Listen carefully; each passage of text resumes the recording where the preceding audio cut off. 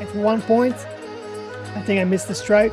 He kicked me 3 times before I could like get a punch in, and then like he moved out of the way. That was the moment that was like, oh shit, he's good.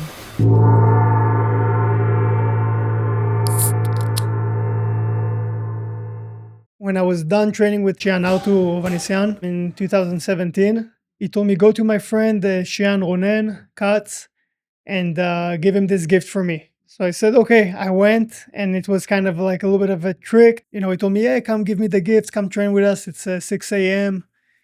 And I was like, 6 a.m., man, I don't really feel like it, but okay. And then I trained with him, and I realized he's amazing as well. As a person, skill level, physically for his age, incredible. Really something to inspire to. And so we developed a relationship, and I would train with him when I was in Israel. And so when I got cut from the UFC, you know, I was kind of thinking with myself and consulting with some people who I see like as mentors. So I called the Shian Ronen, and I was like, I've been wanting to do Kyokushin fights for a long time. Every time I would go to Tokyo, also usually it would be like around the World Championship time, so I would watch it. And I was like, yeah, you know, I'm open to doing it if you have any offer for me. An hour later, he calls me. I just got an email from Japan. Somebody had to pull out from the World Championship. They're looking for a replacement at 185 pounds. Yeah. Oh.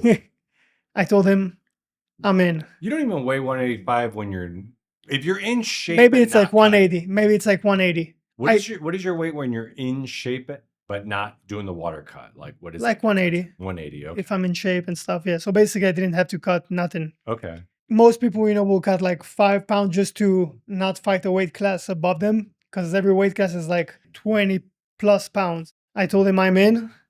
I had a broken foot at the time. You had a broken foot when you were cut from the UFC, essentially? Yeah. Oh. I broke my foot in January, and I was still waiting for a call to get offered a fight. In March, I think in March they released me. And then I went to see the doctor. For a long time, I thought I just dislocated my toe. Right. I didn't know it was broken. And only like halfway through it being healed and me kind of limping a little bit for a month. And I did the imaging. And it was like, okay, it's broken, but it should heal soon. And like a month later, got cut, got this opportunity, went to the doctor the next day. He told me it's 90% healed. I booked the flight ticket for that Friday, flew to Tokyo, and I trained with Xianautu. Did that take away your front kicks, essentially? Yeah. I couldn't do front kicks with my right leg. It's like maybe my best weapon. Losing the best weapon. Yeah, but you know, I was like, by the time I get to the tournament, I'll be able to. Okay. That was my hope. There was like a month window of training. I trained 2 months. 2 months. 2 months. Okay. Yeah. Okay. So I went to Tokyo, trained there for 2 months. Is this tournament having the highest of highest level? Yeah. So there's 2 big tournaments. One is like open. So it's open weight, open belts. Not anyone can sign up, but you have to be like a local champion from your country. Like every country sends a few representatives. You got guys that are like 140 kilos. They're like 300 pounds men, 150 pounds guys. Everybody's fighting everybody. 3 days tournament. You have to win like, I don't know, 8, 10 fights to be in the finals. The tournament I did, so you have to be the best ranked fighter from your country to get an invitation. And you have to be like top 16 in the world pretty much to get the invite. Some people will say it's harder because, again, you're fighting the best. When you're fighting open weight, maybe the best guy meets a heavier guy too early. Like the tournament has a lot of effect because it's 160 people in the tournament. Both honestly are incredible. I think the open weight sounds harder, especially if you're a smaller guy. I think it's pretty impossible for a smaller guy to win the open weight. At the end of the day, the bigger guys kind of get to the top. Well, I mean, and here's a big question, because like typically I think of karate tournaments as point fighting. So, no. But this is not point fighting. Not point fighting at all. This so because hardcore. A bigger guy would lose the point fighting because he'd be slower than the smaller person. Yeah. But this is actually like damage based. This is damage based. Damage first. You have 2 ways to score a point. Either a clean head kick, that shows damage, you get a point. Or if you're able to sweep your opponent and punch them to the body or to the face when they're down. Usually the guys are so fast that while you're falling from the sweep, they're already throwing a body punch and they get this point. But it's not easy to land a clean head kick or a clean sweep.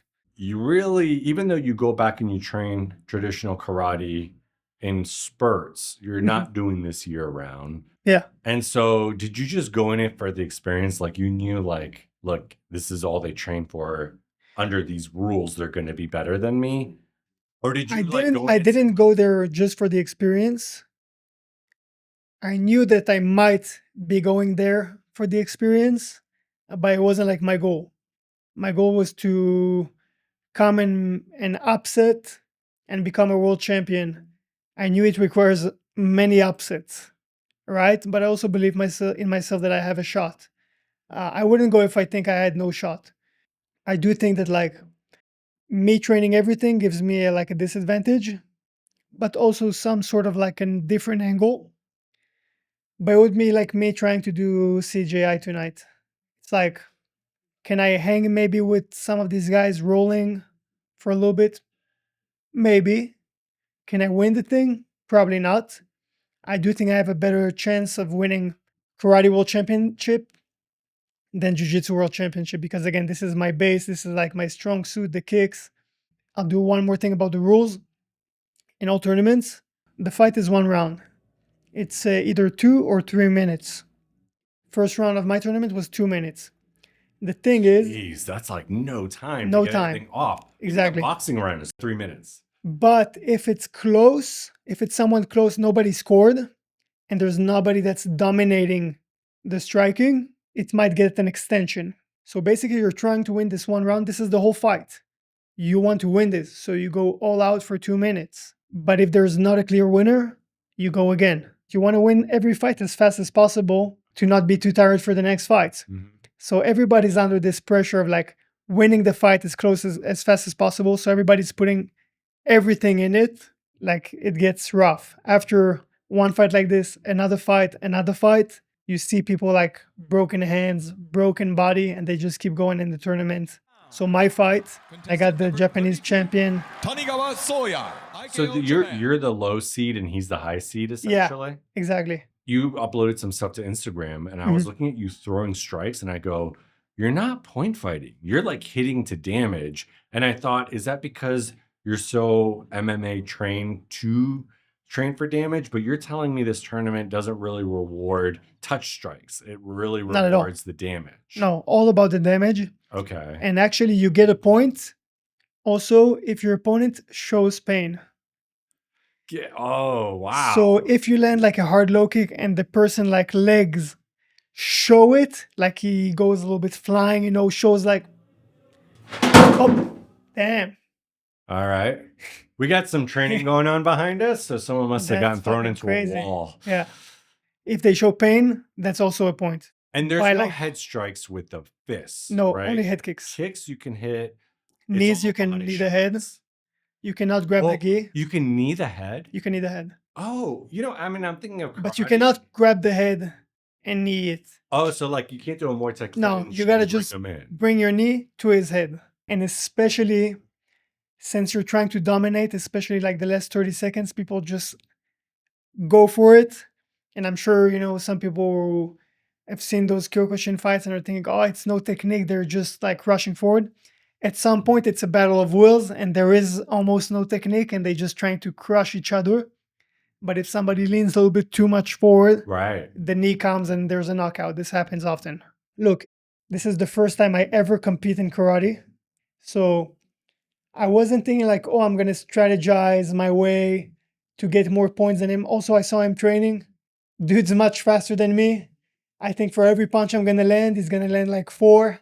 I was thinking either foot sweep, head kick, or knockout.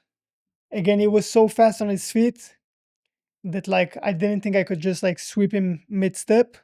I was hoping I could catch a kick, sweep him, and then score the point. Thing is, you can't like start running a single leg. You need to catch and immediately go for a sweep. If you have the leg in your arm for more than a second or half a second without trying already to sweep, they're gonna blow a whistle and like kind of restart the fight. So you can't even stall for a little bit to No, sort of like reset and game plan. no. Oh, it's like that reminds me of like Olympic judo where you Mhm. can't even get arm bars because as soon as you hit the ground, like 2 seconds later, they're like, all right, stand up. Yeah, you gotta be like catch and sweep or let go, and you're gonna get, if not, you're gonna get warned also with the whistles. A warning, too many warnings, you're gonna lose a point. So Have you ever trained under that sort of guidelines where like you have to like hit something immediately or it doesn't happen kind of for you because you've never competed in the tournament? yeah, so for 2 months while I was there, I was training this strategy, Got it.